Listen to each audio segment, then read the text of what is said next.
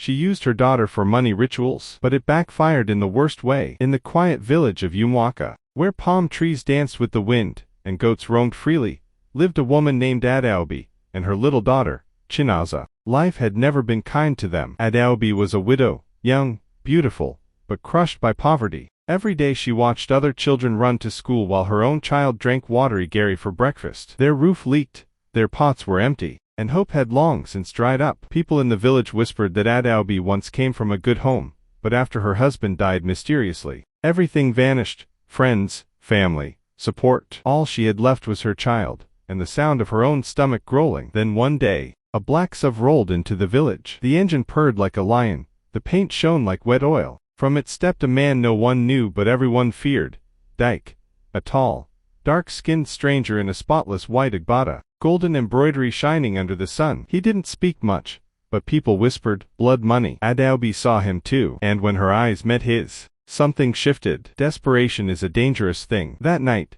she found herself standing before Dyke, deep inside a shrine hidden at the edge of the forest. The air was thick with smoke, the red candles flickered like dying stars, and the walls were covered in chalk symbols and dried animal blood. "I can make your pain go away," Dyke said, his voice cold and slow. "But there is a price." "A heavy one." Adaobi hesitated. "I have nothing." Dyke smiled. "You have something precious." She knew what he meant. "No," she said, "not my daughter." But poverty speaks louder than pride. That night, as Chinaza slept peacefully, Adaobi crushed sleeping herbs into her food. She held her child close, crying softly, whispering apologies her daughter would never hear. At midnight, under the cursed trees of the forest, the ritual began. Chinaza lay unconscious on a wooden altar covered in glowing red symbols. The air trembled. Candles danced in the windless night. Dyke chanted incantations in a language older than time. Adaobi stood trembling, dressed in red cloth, a blood-stained dagger in her hand. "Finish it," Dyke ordered. "The gods are watching." But as she raised the blade,